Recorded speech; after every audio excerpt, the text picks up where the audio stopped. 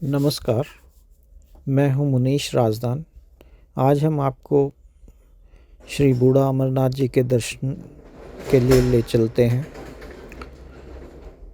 कितने आश्चर्य की बात है कि बूढ़ा अमरनाथ का मंदिर हिंदुओं का धार्मिक स्थल होने के बावजूद भी इसके आसपास कोई हिंदू घर नहीं है और इस मंदिर की देखभाल सीमा सुरक्षा बल के जवान ही करते हैं।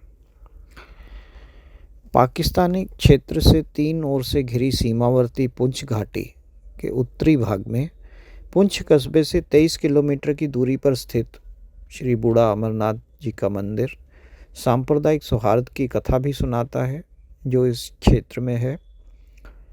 वैसे यह भी कहा जाता है कि भगवान शिव ने कश्मीर में स्थित अमरनाथ की गुफा में माता पार्वती जी को अमरता की कथा सुनाई थी। उसकी शुरुआत बूढ़ा अमरनाथ जी के स्थान से ही हुई थी और अब यह मान्यता है कि इस मंदिर के दर्शनों के बिना अमरनाथ जी की कथा ही नहीं बल्कि अमरनाथ यात्रा भी अधूरी है। मंदिरों की नगरी जम्मू से 246 किलोमीटर की दूरी पर स्थित पुंछ घाटी के राजपुरा मंडी क्षेत्र तक पहुंचने के लिए किसी प्रकार की पैदल यात्रा नहीं करनी पड़ती है और जिसके साथ ही कश्मीर का क्षेत्र तथा बहुत ही खूबसूरत लॉरेन घाटी लगती है में स्थित बूढ़ा अमरनाथ जी का मंदिर चकमक पत्थर से बना है, जबकि इस मंदिर में भगवान शिव एक लिंग के रूप में विद्यमान हैं जो चकमक पत्थर से बना हुआ है। अन्य शिव मंदिरों से यह पूरी तरह भिन्न है। मंदिरों की चारदीवारी पर लकड़ी के काम की नक्काशी की गई है जो सदियों पुरानी बताई जाती है। कहा जाता है कि भगवान शिव द्वारा सुनाई गई अमरता की कथा की शुरुआत भी यहीं से हुई थी। पीर पंजाल पर्वत श्रृंखला के कदमों में ही स्थित मंदिर के आसपास पहाड़ साल भर बर्फ़ की सफ़ेद चादर से ढके रहते हैं जो हमेशा ही एक अद्भुत नज़ारा पेश करते हैं। मंदिर के एक और लॉरेन दरिया भी बहता है जिसे पुलस्त दरिया भी कहा जाता है, जिसका पानी बर्फ़ से भी अधिक ठंडा रहता है। पुंछ कस्बे का पहला नाम भी पुलस्त ही था। बर्फ से ढके पहाड़ किनारे पर बहता शुद्ध जल का दरिया तथा चारों ओर ऊंचे ऊंचे पर्वतों के कारण यह रमणीक स्थल हिल स्टेशन से कम नहीं माना जाता है।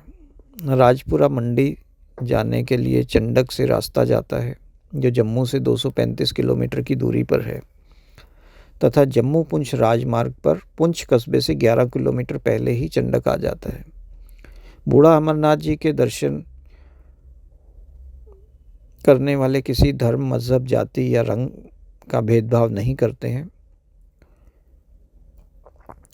इस सिर्फ राजौरी पुंछ से ही नहीं बल्कि देश भर से लोग चकमक पत्थर के लिंग के रूप में विद्यमान भगवान शिव के दर्शनार्थ इस मंदिर में आते हैं, जबकि विभाजन से पहले पाकिस्तान तथा पाक अधिकृत कश्मीर से आने वाले लोगों का तांता भी लगा रहता था जो पुंछ कस्बे से मात्र 3 किलोमीटर की दूरी पर ही है। जिस प्रकार कश्मीर में स्थित अमरनाथ गुफा में श्रावण पूर्णिमा के दिन जब रक्षाबंधन का त्यौहार होता है प्रत्येक वर्ष मेला लगता है, ठीक उसी प्रकार इस पवित्र स्थल पर भी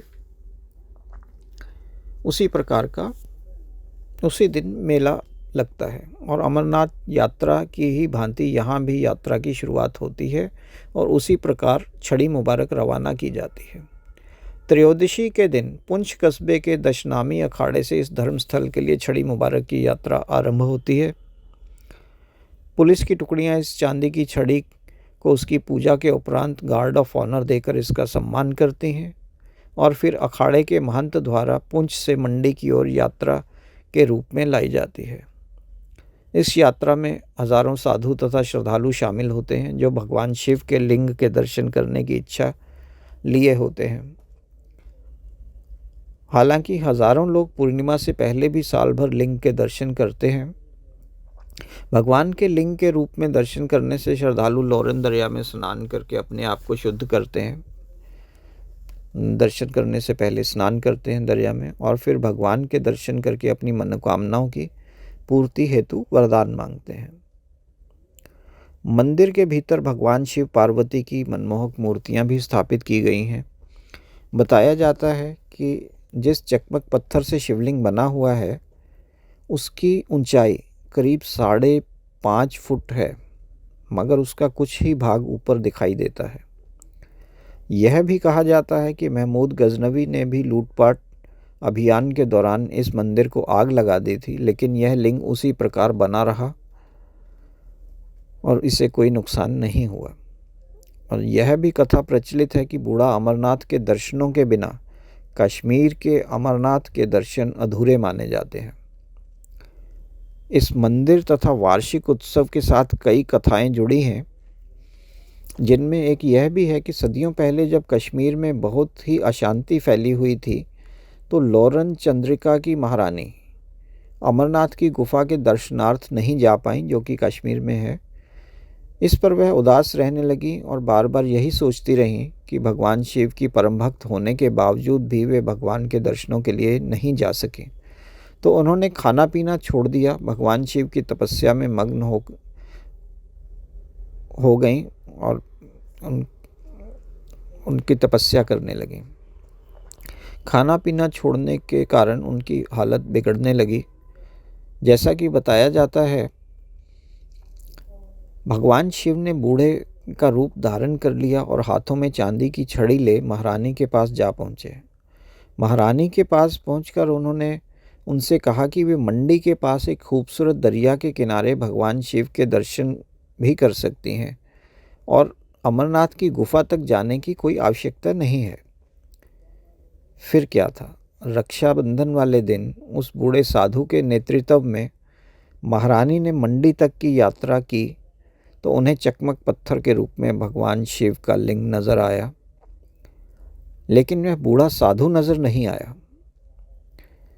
इतने में आकाशवाणी ने उन्हें यही बताया कि वे बूढ़े साधु तो भगवान शिव ही थे, और उसी दिन से मंदिर स्थित इस लिंग का नाम बूढ़ा अमरनाथ डाल दिया गया। एक अन्य कथा के अनुसार रावण के दादा श्री पुलस्त्य ऋषि, जिन्होंने पुंछ शहर को बसाया था, उन्होंने लॉरेन दरिया के किनारे भगवान शिव को पा लिया था। अतः तभी से यह स्थान बूढ़ा अमरनाथ तथा लॉरेन दरिया पुलस्त्य दरिया के नाम से जाना जाता है।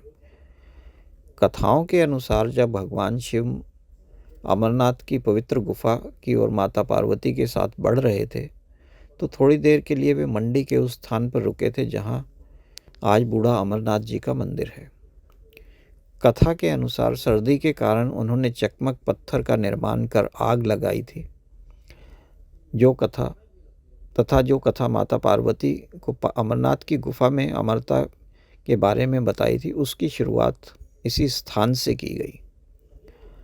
इसीलिए कहा जाता है कि इस स्थान को उतना ही पवित्र तथा धार्मिक माना जाता है जितना अमरनाथ गुफा को, तथा इस